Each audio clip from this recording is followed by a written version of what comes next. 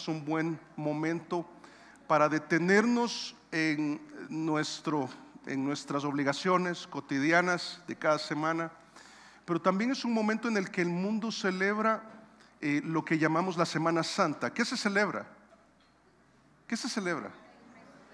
La muerte, sepultura y resurrección de Cristo. Es interesante que si tú empiezas a platicar al respecto, quizás con algunos amigos, algunos familiares, muchos de ellos no comprenden a cabalidad qué es lo que verdaderamente debería celebrarse esta semana. Y obviamente nosotros aprovechamos esta ocasión para hablar de un acontecimiento que partió la historia en dos. Un evento que se celebra especialmente este domingo. ¿A qué me refiero? El día o domingo de resurrección, y es la base y el fundamento de nuestra fe. Si Cristo no resucitó, dice 1 Corintios capítulo 15, en vano es nuestra fe. Y todo esto que creemos, y cuando dice en vano es nuestra fe, es algo bien fuerte, porque está diciendo en vano es que estemos acá en este lugar, en vano es que abramos la Biblia, en vano es que confiemos en el plan de salvación si Cristo no resucitó. Pero cuando pensamos en todo lo que implica que Cristo haya resucitado, yo te pido que por favor vayas a 1 Corintios 15, que va a ser nuestro texto esta mañana, y pienses y evalúes, reflexiones, te examines. ¿Cómo estás tú al respecto? ¿A qué me refiero al respecto? ¿Qué piensas tú, qué crees tú en cuanto a la resurrección per se? Que alguien tenga la capacidad de resucitar. ¿Te acuerdas quién resucitó al cuarto día que Jesús lo resucitó? Un buen amigo de él, Lázaro. No sé si te acuerdas que la Biblia dice ahí en Juan 11, si lo quisieras leer en alguna oportunidad, dice que cuando Jesús fue al sepulcro, la gente le decía: Señor, ya es tarde. Antes de eso, alguien confesó: Señor, si yo creo en la resurrección de los muertos, allá adelante. Yo creo lo que la Biblia dice, pero yo no creo que tú seas capaz de mostrar el poder para resucitar a alguien. Sin embargo, al cuarto día también le dijeron a Jesús: Señor, yede ya, ya llevaba 4 días. Y Jesús lo resucitó. Y vamos a ver que definitivamente es un evento fantástico, es extraordinario. La ciencia no puede explicarlo el día de hoy. Hay mucho registro histórico. En lo que nos vamos a detener en 1 Corintios 15 es que vamos a iniciar, fíjate, algo inusual. Vamos a iniciar una serie que va a hablar sobre la resurrección. El tema en general, por supuesto, lo primero que vamos a ver es la resurrección de Jesús, pero lo vamos a hacer con un año de diferencia, es decir, vamos a llegar hasta el verso 11 en esta oportunidad, y si quieres saber qué es del versículo 12 en adelante, lo vemos dentro de un año, ¿te parece? Ok, y vamos a ver todo 1 Corintios 15 para hablar de la resurrección. Vamos a iniciar en esta oportunidad, y es que la muerte es una de las cosas más frustrantes. Yo creo que muchos, si no todos, de alguna manera la hemos vivido. Es algo donde es un acontecimiento que cuando sucede, cuando estamos experimentándolo más bien, uno no puede hacer nada al respecto. Es muy frustrante. La ciencia no puede hacer nada al respecto, los médicos no pueden hacer nada al respecto, porque tienen muchos desafíos. Y aunque yo no soy experto en la materia, tú sabes que la primera fase de descomposición de un cuerpo, el primero de ellos le llaman algor mortis, que es el momento en que la temperatura desciende. Yo aquí recuerdo a mi abuelita cuando ella murió, y es muy impactante cuando tú tocas a un ser querido y ya no está calientito. A mí algunos me molestan porque mis manos son bien frías, pero mi corazón es bien cálido. Mis manos son bien frías, tú me das la mano y bien frías. Pero es tremendo tocar un cuerpo que acaba de morir, y lo primero que comienza es el descenso de la temperatura, lo que llaman algor mortis. Esto comienza desde el momento en que muere. El corazón se detiene, los pulmones se detienen, todo el funcionamiento del cuerpo se detiene, y por tanto empieza un enfriamiento paulatino.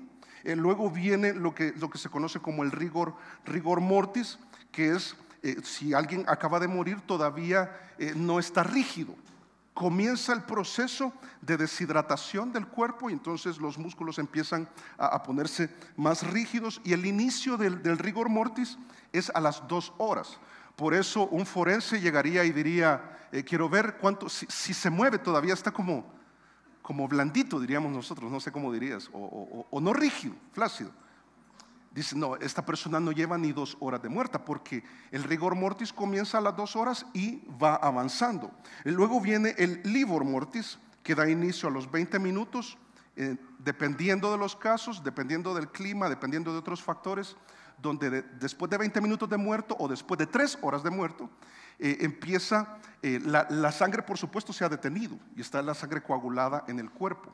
Y entonces se empiezan a percibir algunas manchas que se debe a eso, pero también un proceso de descomposición. Las bacterias propias del cuerpo empiezan a hacer su efecto, empiezan a comerse a sí mismo. Y por eso ya después de este tiempo empieza lo que sucedió con Lázaro, o sea, el que ya olía mal porque ya empieza a descomponerse e empieza a hincharse el cuerpo. Y entonces cuando uno piensa cuánto tiempo puede, tú sabes cuánto tiempo puede demorar la esperanza de poder resucitar a alguien cuando clínicamente se le ha dado por muerto. ¿Sabes cuánto es? Aquí hay muchas opiniones. Algunos dicen que son 4 minutos, otros dicen que son 6. Ha habido casos extraordinarios de hasta 30 minutos cuando es por hipotermia. Pero el hecho es que llega un punto, fíjate, 3 minutos, 4 minutos, 6 minutos, donde el riesgo de revivirlo es daño cerebral e incluso daño en el corazón, incluso.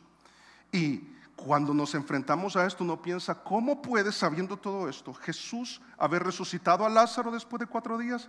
¿Y cómo pudo él resucitarse a sí mismo? ¿Cómo pudo él volver a la vida después de 3 días? Pero esta es la base de nuestra fe. Esta es la base de nuestra fe. Pero ante las muchas corrientes, ante la ciencia que dice esto es imposible, de hecho la ciencia, si bien reconoce los registros históricos de creyentes y de no creyentes acerca de la resurrección de Cristo, lo que dicen es, sí es cierto, ellos decían que Jesús resucitó, pero la ciencia dice, pero eso es imposible. No es posible que Cristo haya resucitado.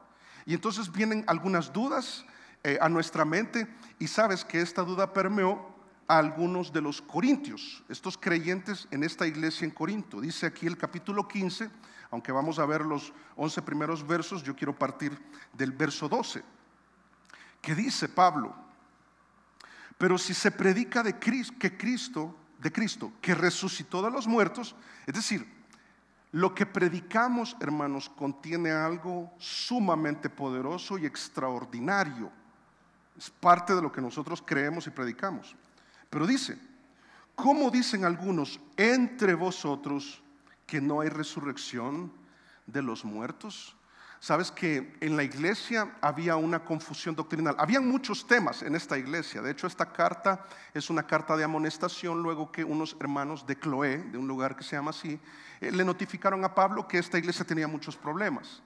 Entre los problemas que tenían es competencia entre liderazgo, había inmoralidad y habían malas prácticas doctrinales. Y la carta se dedica a tratar de arreglar ese asunto, de que pongan orden. Pero lo tremendo es que en medio de todo lo que esta iglesia estaba pasando es que tenían algunas confusiones doctrinales, algunas dudas doctrinales que probablemente nosotros también tengamos sobre la existencia de Dios, quizás algunos, o sobre la resurrección. Pero esto es tan fundamental que Pablo dedica el capítulo 15 para explicarnos cómo va a ser la resurrección. Algunos me han preguntado, hermano, ¿y cómo vamos a ser luego de resucitados? O sea, ¿cuál va a ser nuestro aspecto? Yo les he dicho, vamos a ser ojiazules, todos. ¿Y de qué edad? Preguntan otros. Hace poco me preguntaron, ¿y un bebé cuando hay un aborto no nace, muere, va al cielo? Sí, va al cielo. ¿Y entonces cómo lo voy a reconocer? No sé, pero lo vas a reconocer. La Biblia dice de que en la eternidad vamos a tener conciencia. Sabes que Pedro, cuando estuvo en la transfiguración de Jesús, sabía que quienes se habían presentado eran Moisés y Elías. Hay conciencia plena. Vamos a saber quién es Jesús, vamos a saber quién es Noé, vamos a saber quién es Adán, y vas a tener que hacer fila para reclamarle a Adán y a Eva. Vamos a reconocerlos. Pero esto es tan fundamental que Pablo dedica un capítulo entero para hablar de la resurrección, porque como viste, ¿cómo es esto posible? ¿Cómo es esto posible? Pero vas a ver que realmente tenemos un testimonio sólido de la resurrección, de manera que cuando salgamos de acá vayamos entendiendo que realmente fue posible que vayamos seguros y cómo esto es determinante en la vida cristiana, porque es un testimonio sólido que ya ha sido comunicado y como parte acá el texto, nuestro texto ahí en 1 Corintios 15, verso 1, Pablo lo que va a hacer es a explicarnos de nuevo, fíjate, a esta iglesia y a nosotros, los fundamentos, el ABC de la vida cristiana, de manera que tú puedes examinarte y entender si eres salvo, si realmente ese evangelio que tú escuchaste alguna vez tiene un impacto, una incidencia en tu vida, de manera que tengas la esperanza de la vida eterna y de la resurrección más adelante.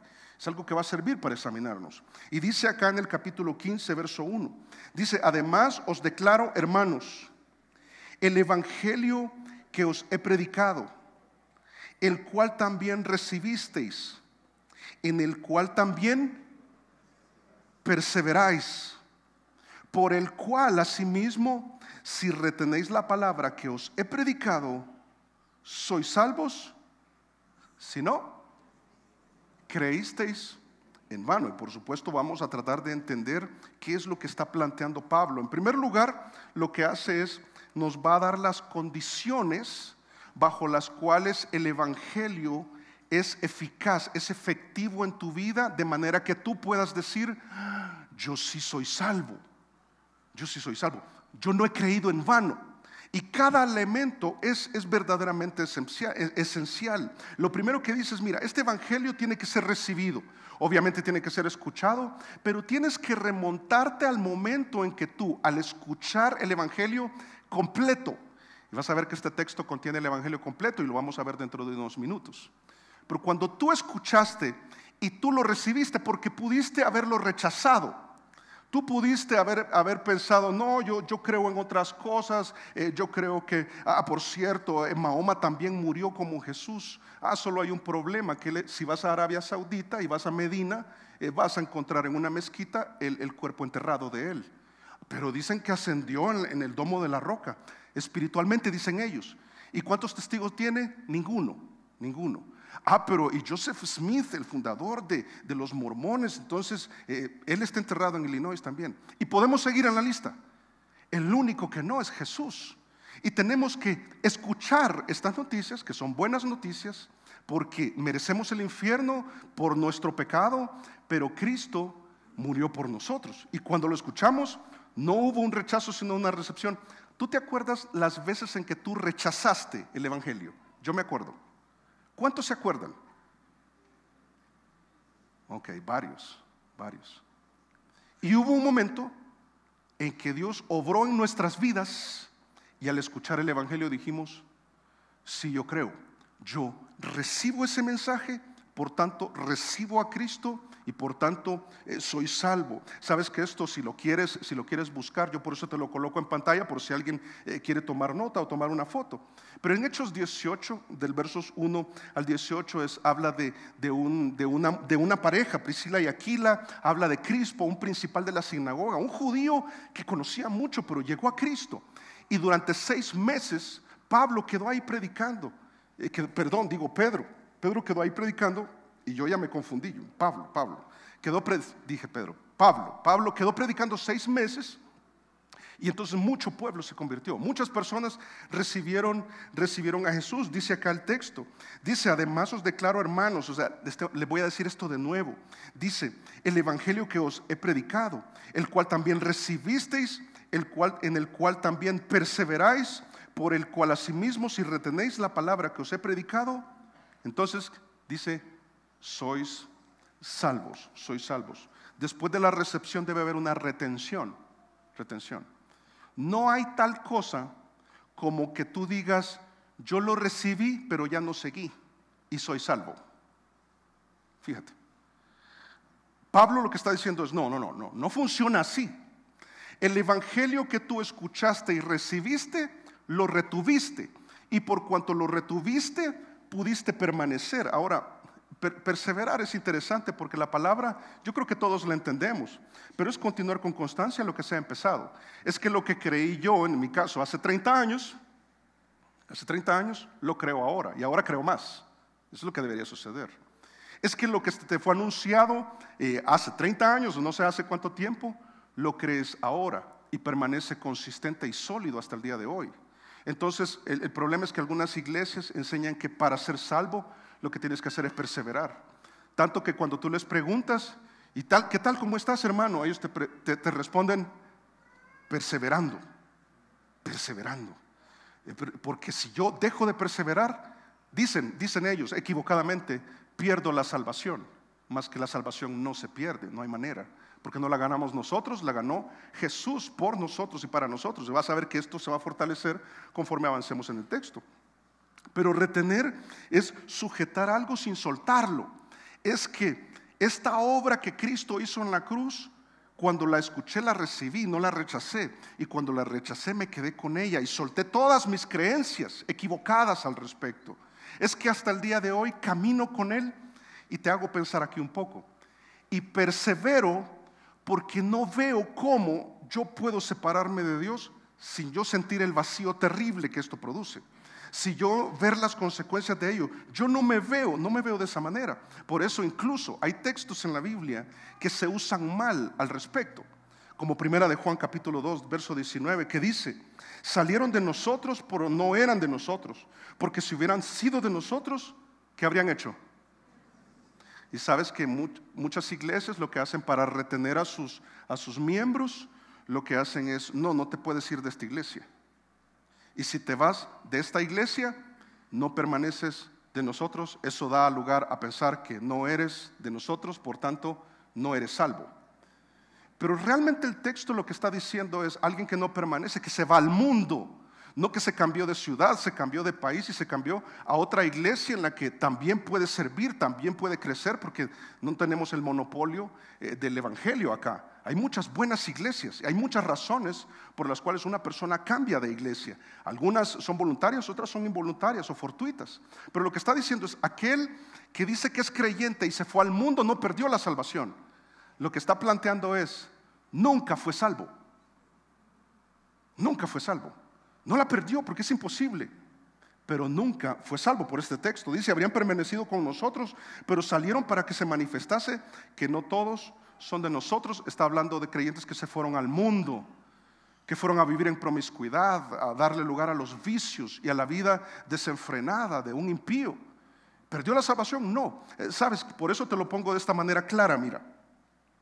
El creyente verdadero que recibió el evangelio, lo retuvo, persevera porque es salvo, no para ser salvo. Si tú estás perseverando para ser salvo, te equivocaste. Te equivocaste porque entonces estás tratando de alcanzar la salvación por obras, y la salvación, como vamos a ver en este texto también, es por gracia. De manera que estamos aquí porque somos salvos. Piénsalo. ¿Tú querías leer la Biblia antes de convertirte? Yo no. ¿Tú querías orar? Yo no. ¿Tú querías estar en una iglesia cristiana? Yo no. Yo creo que tú tampoco. ¿Y ahora por qué sí? Porque somos salvos. Y Él produce el deseo de las cosas espirituales en nuestra vida. Y al final, fíjate, después de decir, mira, las condiciones para que el evangelio sea efectivo en tu vida es que tienes que recibirlo, tienes que retenerlo, pero también tienes que reafirmarlo. ¿Sabes que cuando usa la palabra en vano? Porque dice, si no, es decir, si no recibiste el mensaje, o si recibiste el mensaje y no lo retuviste, si no, creíste en vano. Y es interesante porque en vano uno piensa es vacío. Esto significaría sin efecto. Te estás engañando a ti mismo. No eres salvo, es lo que estaría diciendo. Pero también significa irreflexivo. No entendiste que la salvación se alcanza por gracia, que es gracias a lo que Cristo, a la obra redentora de Jesús en la cruz, que murió, fue sepultado y resucitó. Y por eso, fíjate, lo que va a hacer a continuación Pablo es darnos componentes que yo estoy seguro que tú conoces, pero igual que como hizo Pablo con estos creyentes de algo que ya habían escuchado, creo que es necesario que nosotros esta mañana volvamos a verlo. Y son los componentes del evangelio. Y fíjate que antes de ir al texto, debo decir que en nuestros días hay muchas iglesias que enseñan y no sé si has escuchado del Evangelio de la Prosperidad. ¿Has escuchado sobre el Evangelio de la Prosperidad? Lo que plantean es que sí, Cristo murió, fue sepultado y resucitó, y tienes que recibir la segunda unción. Sí, Cristo murió, fue sepultado y resucitó, y tienes que ser próspero. Y es que también Cristo hizo todo lo que estoy diciendo, y tienes que diezmar, y tienes que hablar en lenguas, y tienes que hacer lo otro. ¿Sabes? Como si lo que Cristo hizo en la cruz no fuera suficiente. Y eso es exactamente lo que Pablo va a hacer a continuación. Nos va a dar los elementos, los componentes del evangelio completo que salva. Y dice ahí el verso 3. Dice: porque primeramente os he enseñado lo que asimismo recibí. Está diciendo, aquí yo no me he inventado nada. Este evangelio que yo escuché es el que les he transmitido a ustedes. Y si este que les he transmitido a ustedes lo recibieron, lo retuvieron y lo reafirmaron, que habían recibido y retenido, entonces son salvos. Pero ¿y si no? Entonces no son salvos, fue en vano. ¿Y cuáles son esos elementos? Bueno, ahí dice lo primero, que Cristo, ¿qué pasó? Que Cristo murió. ¿Sabes qué? Es interesante porque podría decir solamente que Cristo murió, ¿no te parece? Pero ¿por qué razón murió? Por nuestros pecados. ¿Sabes que es una referencia al sacrificio sustitutivo de Jesús? ¿Y qué es esto del sacrificio sustitutivo? Es que lo que hizo Cristo y lo que recibió Cristo en su sacrificio, el dolor, la muerte, experimentar la muerte, es algo que nos tocaba a nosotros. Y que la ira de Dios cayera sobre Él en esa cruz es algo que merecíamos nosotros. Si quieres profundizar un poco sobre la experiencia de Cristo en la cruz, cuando dice que su boca se secó, su lengua se pegó a su paladar, dice que en la cruz podía contar todos sus huesos. Es una expresión que lo que dice es podía sentir el dolor. Y como tú sabes, Cristo, cuando Él murió, Él fue crucificado como a las 9 de la mañana, dice a la hora tercera, que en el calendario judío correspondería a las 9 de la mañana de nosotros. Y Él murió a las 3 de la tarde.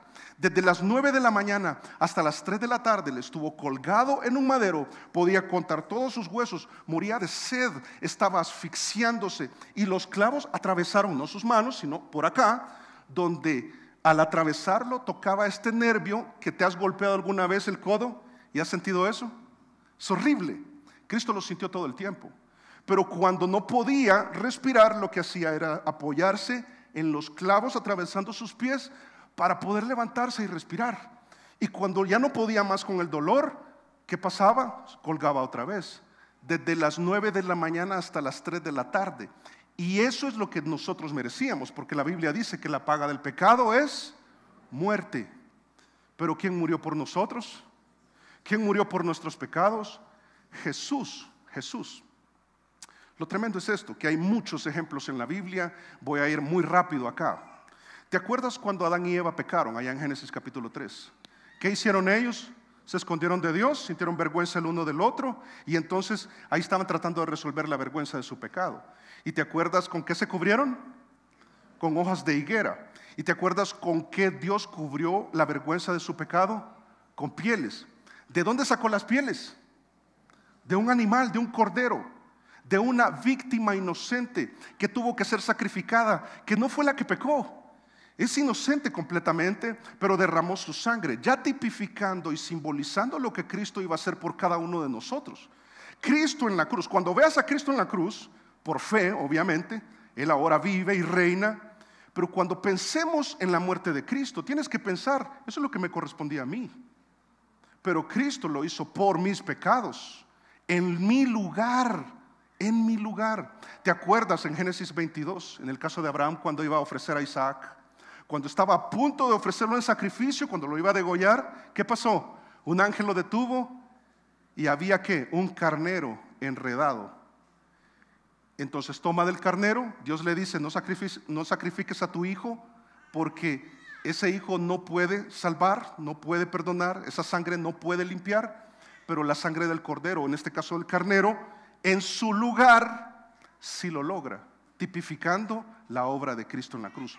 Todo lo que Cristo sufrió, todo el rechazo de los hombres. Es terrible pensar que Cristo tuvo que experimentar la frialdad del corazón humano que está dispuesto a repartir sus ropas cuando Él está agonizando.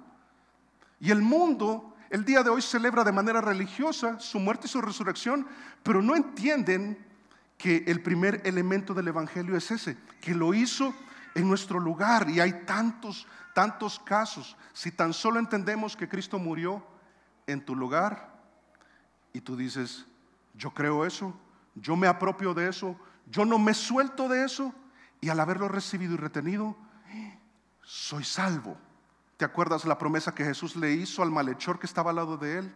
Le dijo, de cierto te digo que estarás conmigo hoy en el paraíso. ¿Dónde está él ahora?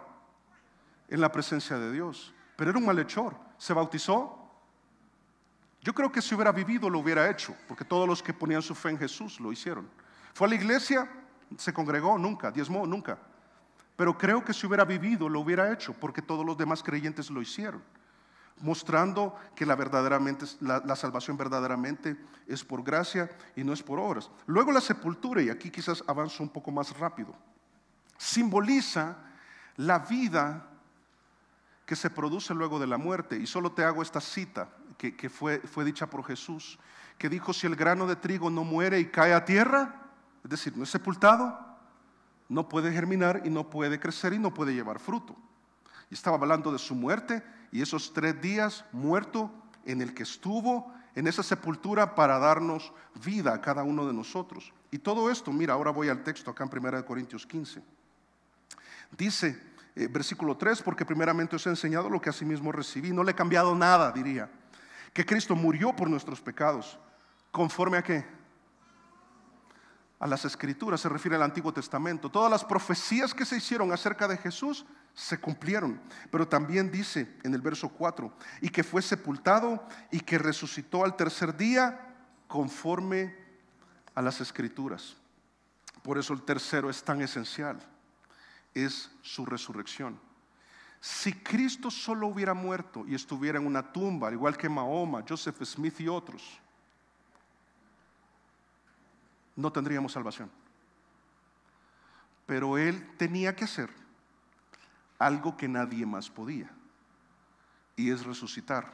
¿Y te acuerdas? El algor mortis, el rigor mortis y todos esos efectos después de 3 días. ¿Te puedes imaginar un cuerpo después de 3 días sin tratarlo, descomponiéndose, y después volver a la vida? Es una cosa demasiado impactante. Hay muchos textos que hablan, por tema de tiempo vamos a avanzar, pero sabes, en Oseas capítulo 6 versos 1 y 2 habla del pensamiento judío, de que los judíos pensaban, esto no es lo que la Biblia enseña, es lo que los judíos pensaban, es que durante 3 días el alma estaba como deambulando por ahí, y entonces ellos estaban seguros de que iba a su destino eterno después de 3 días. Era un pensamiento equivocado, porque no es así bíblicamente hablando, pero era para confirmar que por encima de la ciencia, por encima de lo posible, este mismo que puso su vida, porque Cristo puso su vida voluntariamente.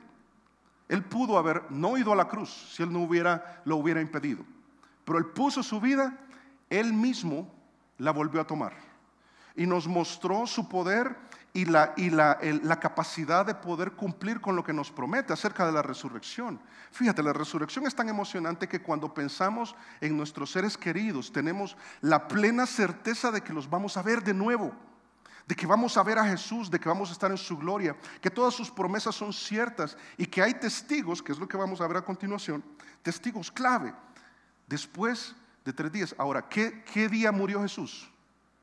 Ya sabemos que fue crucificado a las 3 de la mañana, Juan 9 si quieres revisarlo también, que murió a las 3 de la tarde, entonces despuesito de las 3 de la tarde lo bajan y lo entierran. ¿Qué día murió? Algunos saben, los quería pillar. Pero ¿en qué día se celebra en Semana Santa? Se celebra viernes. Y si se celebra viernes, Semana Santa, ¿dónde están los 3 días? No hay manera. Fíjate, no tenemos el tiempo para verlo todo. No tenemos el tiempo.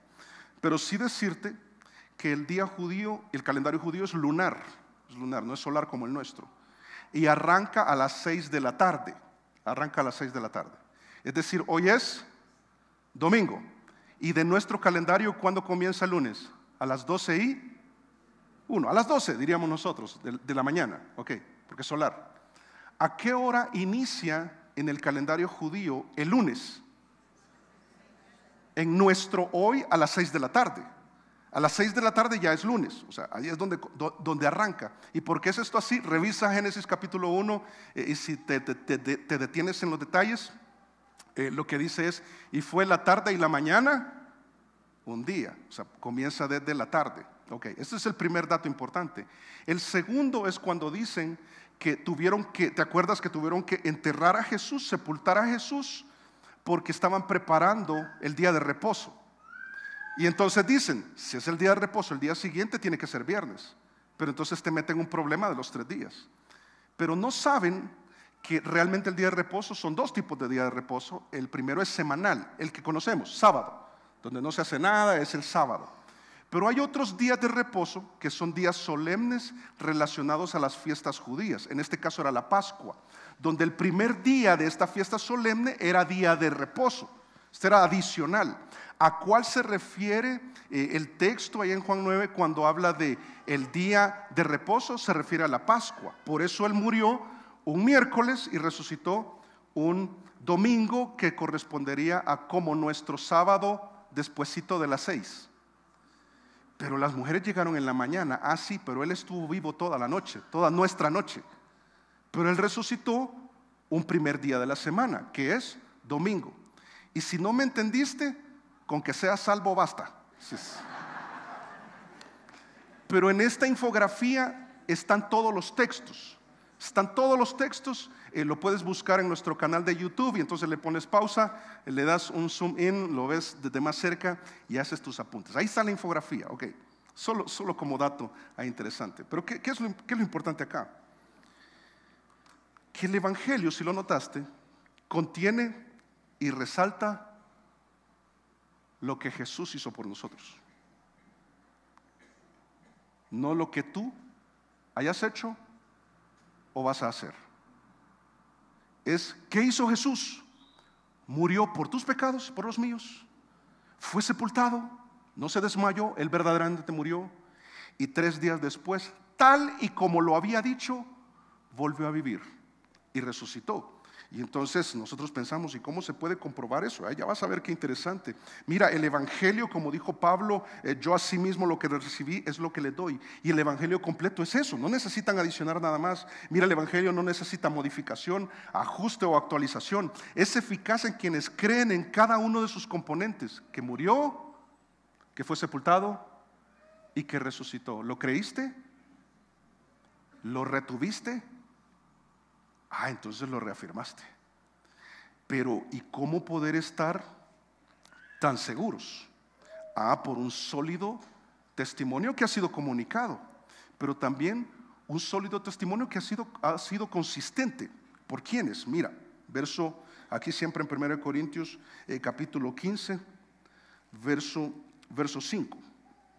Después de decir que Él murió, fue sepultado y resucitó, Pablo dice, y que apareció, aquí viene una lista, mira, y aquí un adverbio de tiempo que es importante que lo identifiquemos.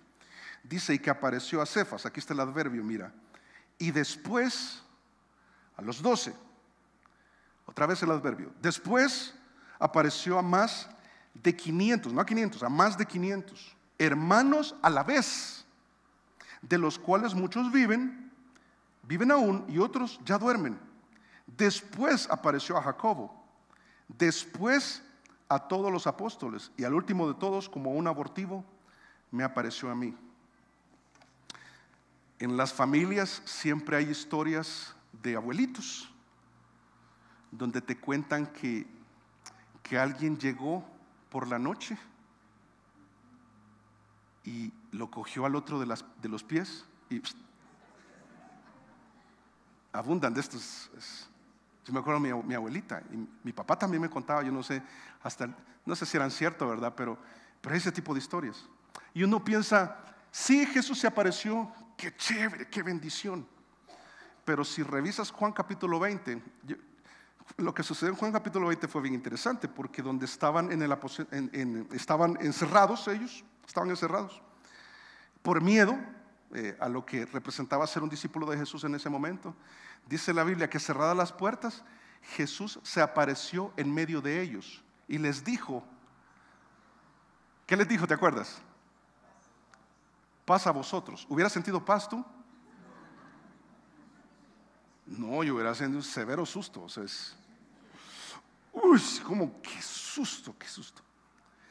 Yo pienso, hay personas que quisieran tener una experiencia sobrenatural. No sé si es tu caso. Yo no necesito. Yo necesito la palabra de Dios. Pero tener una experiencia de ese tipo es una cosa increíble, increíble. Y esta lista que menciona Pablo acá, menciona que Jesús se apareció a diferentes tipos de personas, en diferentes lugares, en diferentes momentos, para que nosotros el día de hoy digamos, verdaderamente Jesús resucitó. Y menciona al primero de ellos.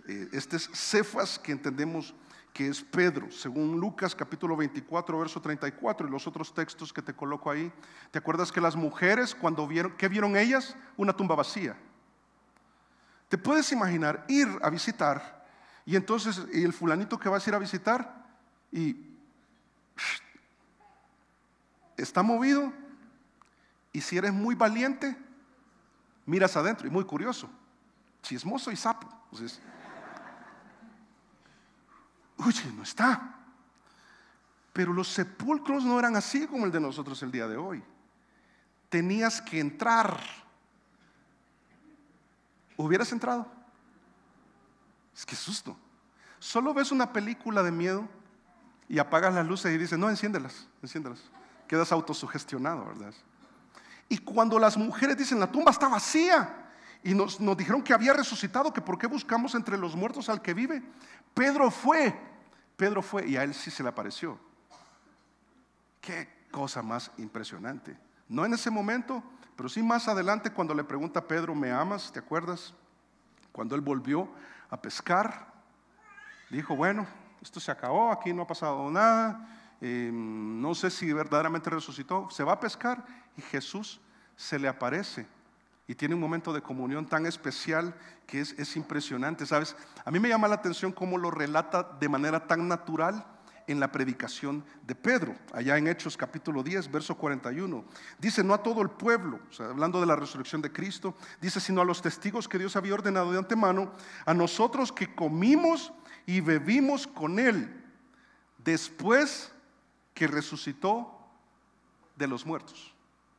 Se refiere a lo que sucedió en Juan 20. Tremendo, porque Pedro dice, miren, a mí me consta que Jesús resucitó, me consta que murió, me consta que fue sepultado, me consta que la tumba está vacía, pero no solo está vacía porque robaron su cuerpo, yo comí con Él.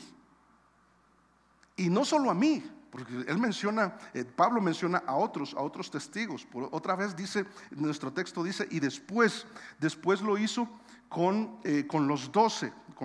Ahora, este grupo de los 12 es bien interesante, porque vas a ver en el texto que primero dice los 12 y después dice los apóstoles. Y uno piensa, ¿y los 12 no son los apóstoles? Bueno, te lo explico rápido. Los 12 son aquellos que estuvieron desde el inicio del ministerio de Jesús, y ellos confirmaron la predicación de Jesús, el poder de Jesús, los milagros de Jesús, todo lo que Jesús enseñó. Comprobaron que Él era el Hijo de Dios, comprobaron que Él murió, fue sepultado y resucitó.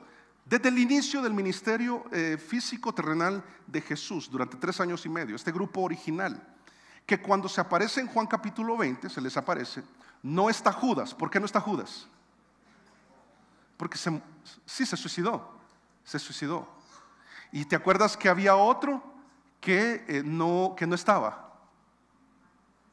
Tomás no estaba. Y Tomás fue el que dijo, cuando le contaron, el Señor se nos apareció a este grupo de los 12. No estaban los 12, pero así lo llamaban, el grupo de los 12.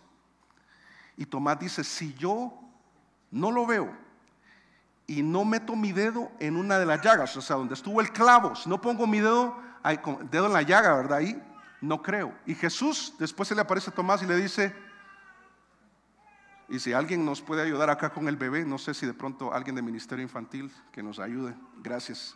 Pero entonces, y Jesús le dice, toque, toque, muchas gracias hermanita, toque.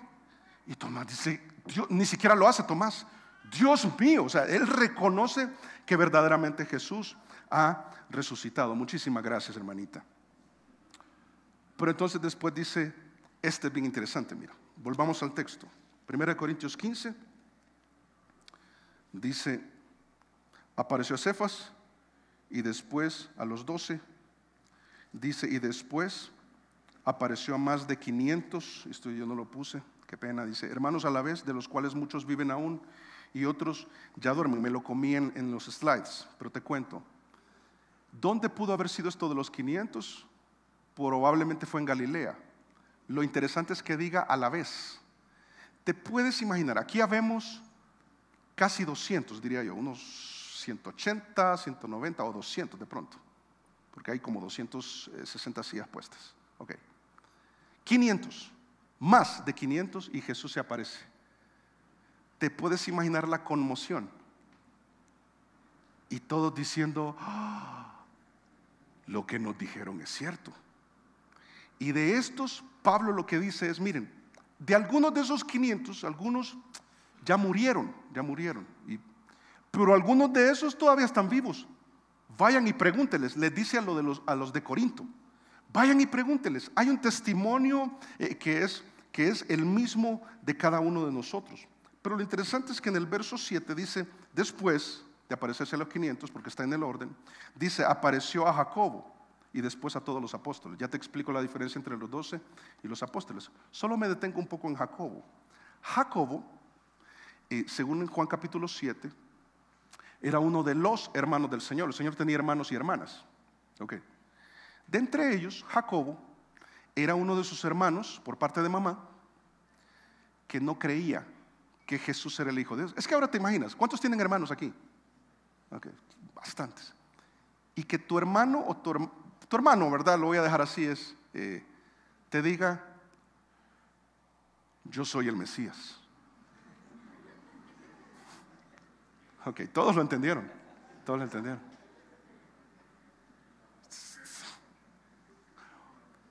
Usted, yo, de cierto te digo que,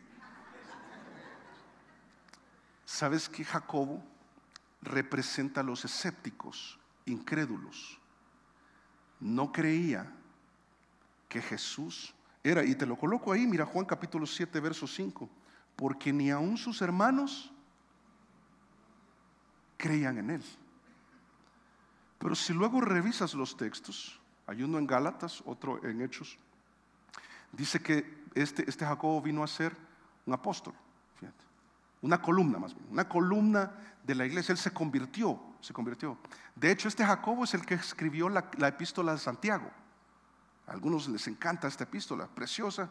¿Quién la escribió? Jacobo, el hermano del Señor, Santiago. Y uno piensa, pero ¿y qué pasó? ¿Sabes qué pasó? Que después de ver que su hermano había sido crucificado, sepultado y que al tercer día resucitó, no le quedó otra más que creer.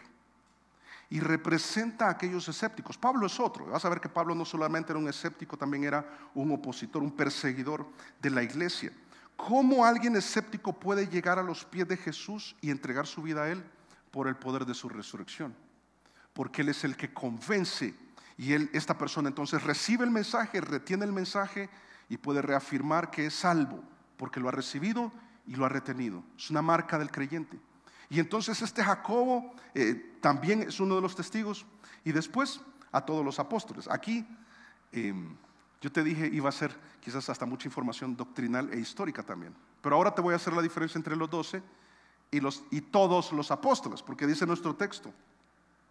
Después apareció a Jacobo y en el verso 7, después pudo haber dicho a los apóstoles. Pero es interesante que diga a todos los apóstoles. ¿Cuántos apóstoles son? Díganlo sin miedo. 12, son 12. Díganme los nombres. Son 12, son 12. Pero de los 12 uno se suicidó. Nos quedan 11. Pero allá en Hechos 1:20 lo sustituyen. ¿Te acuerdas? ¿Te acuerdas quién quedó? Matías. Entonces eran 11 y vuelven a ser 12. Sin embargo, hay textos que mencionan a otros dos, a Bernabé, a Andrónico y a Junias, que eran apóstoles enviados para una comisión especial, fíjate. Pero y los 12 tribus y los apóstoles que van a representar a Israel, allá en Apocalipsis, ¿quiénes van a ser? Los 12 que estuvieron en el ministerio del Señor Jesús. Ok. Y por eso vas a entender que Pablo al final se refiere a sí mismo como un apóstol. Es decir, que eran 12 más Bernabé, Andrónico y Junias, 15. Pero falta uno, Pablo. Entonces son en total 16 con Pablo. Ok. Pero ¿cómo funciona eso? Mira cómo lo dice acá. Dice: y al último de todos, como a un abortivo, me apareció a mí. Y al último de todos se refiere al último de todos los apóstoles. Ok, está planteando dos cosas. Uno, ¿qué significa el último?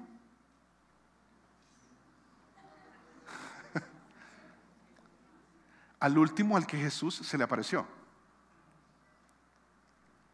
Contexto, gramática. El último de los apóstoles. Porque él dice se apareció a todos los apóstoles. De todos esos apóstoles fue al último que se le apareció, que también significa que él fue el último de los apóstoles. ¿Qué significa eso? ¿Que pueden haber apóstoles el día de hoy? No. Pero hermano, hay el apóstol y usted no ha escuchado del apóstol. No, bíblicamente. Pablo dice el último mío, porque lo que va a hacer Pablo, ahora fíjate cómo toma un giro acá lo que está escribiendo Pablo. Pablo dice, miren, el evangelio es sencillo. Si ustedes recibieron a Jesús, retuvieron el evangelio, son salvos, porque de otra manera se engañan. Si ustedes dudan acerca de la resurrección, no sirve de nada que crean en su muerte, porque la resurrección es fundamental. Tienen que creer que Jesús resucitó. Para que crean, les muestro una lista cronológica de todos los momentos, los lugares y las personas a las que Cristo se apareció. Y recuerden, les pongo a uno de ellos que era escéptico, era un incrédulo, era el hermano del Señor y él se convirtió. Y después, él lo va a poner a título personal. Después lo que va a decir es, mira, yo también tengo un sólido testimonio y este testimonio de Pablo ha sido convincente, porque él va a hacer algo, hermanos, tremendo, que esto creo que representa el desafío para nosotros esta mañana, porque lo que va a hacer, fíjate, es que va a realzar, va a poner al frente lo que realmente importa, lo que es verdaderamente relevante, y aquí viene algo en el que tú y yo nos podemos examinar, por supuesto de todo lo que hemos visto hasta acá, pero dice en el verso 8, y al último de todos los apóstoles, como a un abortivo. Aquí te pido que por favor pongas atención a cada palabra que él dice, porque lo primero que él va a hacer es que le resta importancia a él mismo, porque el evangelio radica en lo que Jesús hizo, no en lo que nosotros, no en el mensajero, sino en el mensaje. Y él dice, yo soy primero el último de todos, el último. Si es una fila para recibir un premio, yo soy el último. Si es de importancia a quienes Jesús se les apareció, yo soy el último. Si es el que vamos a servir la comida, un evento en la iglesia, Pablo de primeros. No, dice yo de último. Yo soy el último.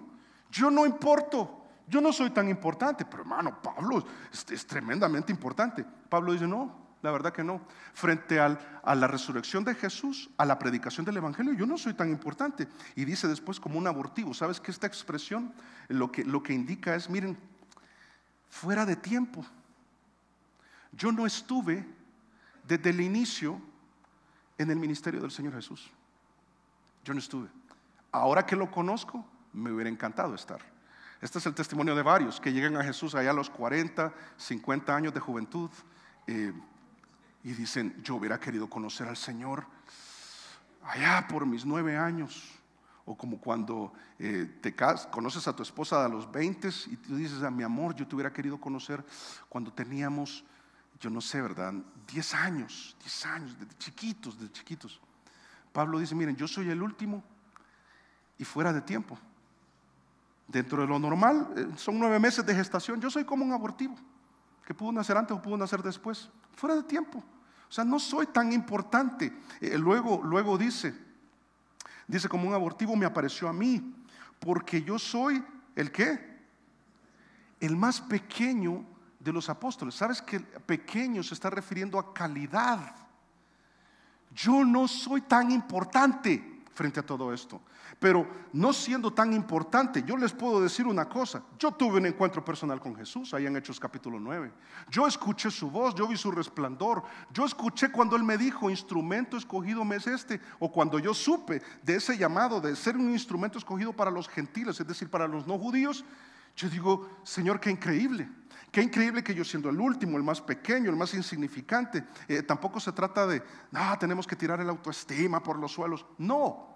Es estar ubicado frente al mensaje de la salvación que contiene ese elemento esencial de la resurrección.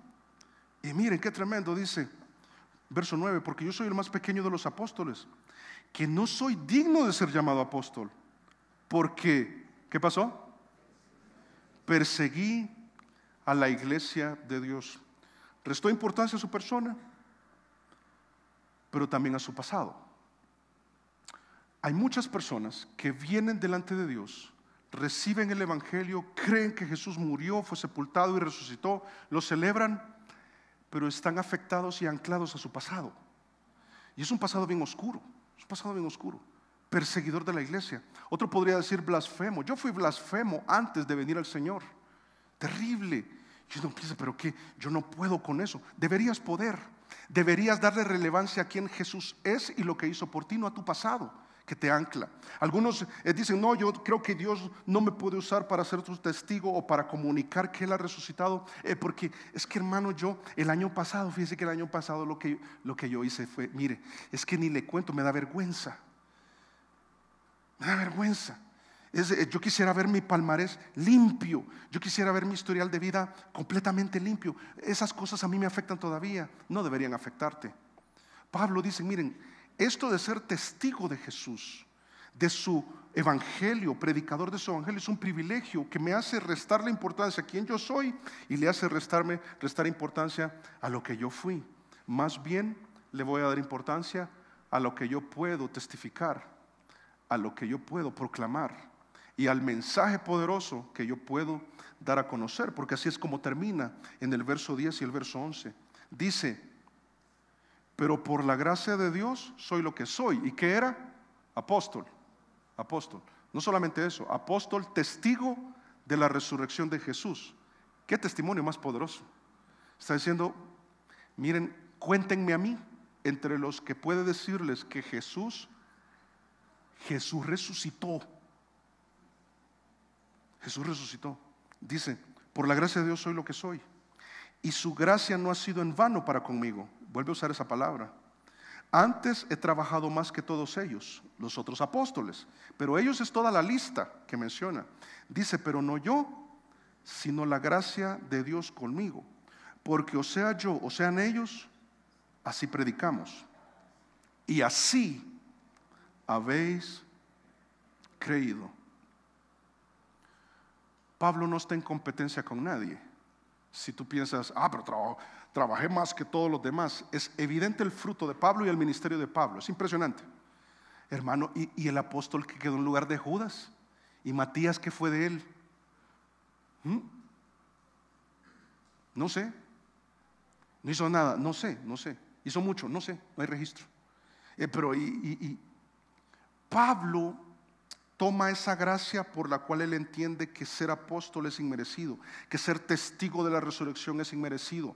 Puede apelar a su pasado y decir, yo no merezco esto. Puede apelar a su importancia y dice, yo no merezco esto. Pero lo que sí sé es que lo tengo. Yo recibí a Jesús, yo he retenido lo que me fue predicado, eso es lo mismo que les transmito. Y si comparan lo que yo les predico con lo que les predican los demás apóstoles, concuerda. Porque Él realza la predicación. Y sabes, hermano, que es exactamente lo que tú y yo deberíamos hacer. No estar solamente pensando en el pasado y qué embarrada y esto, y yo no puedo nunca más. Sabes, tú puedes ser un testigo y un predicador del Evangelio. Piensa en tus conocidos, piensa en tus familiares que no han recibido a Jesús, no han recibido el Evangelio, no lo han retenido por tanto y no pueden reafirmar que son salvos. Tienen sus creencias, celebraron Semana Santa, se abstuvieron de algunos alimentos, se acobijaron en mandamientos de hombres y en tradiciones de hombres, pero no en la Biblia y no en el Evangelio de salvación. Piensa en ellos, y si tú eres un testigo, es decir, que si tú crees este mensaje, si tú crees a todos estos testigos que dieron la vida, y aquí quizás te menciono algo, fíjate, te menciono algo, espero que se entienda, es que a lo largo de la historia se confirma que estos hombres estuvieron dispuestos a entregar sus vidas por aquello de lo cual fueron testigos. Es decir, siendo testigos de la resurrección de Cristo, dijeron: yo doy mi vida por eso. Y entonces un argumento que se plantea es: si estuvieron dispuestos a morir por eso, es verdad. Pero entonces hay quienes atacan ese argumento diciendo: sí, pastor, pero hay musulmanes que están dispuestos a morir por lo que creen. De hecho, uno revisa en la historia y fulanito murió por eso que creía, y sutanito. Así que no me venga con eso. De acuerdo, solo hay un problema. Es que estos de otras religiones, o de las religiones más bien, que murieron por esas cosas, murieron por ideales que no eran verdad, pero ellos creen que es verdad. Ellos creen que Mahoma ascendió desde el domo de la roca, y no hay testigos sobre eso. Es un ideal, es una idea, pero él está enterrado ahí en Arabia Saudita. Pero de Jesús no es un ideal. Estos hombres murieron por lo que presenciaron. Y aquí viene el punto, mira. Nadie muere a menos que esté mal de la cabeza. Pero aquí hay demasiadas personas, demasiados testigos en demasiados lugares, demasiados tipos de personas que presenciaron y atestiguaron la resurrección de Cristo, y murieron por lo que atestiguaron. No murieron por algo que sería mentira. Decir: yo vi a Jesús, y estás dispuesto a morir, sí, siendo mentira. No funcionó así. No murieron por ideales, murieron porque fueron testigos oculares, presenciales, de que Jesús verdaderamente resucitó.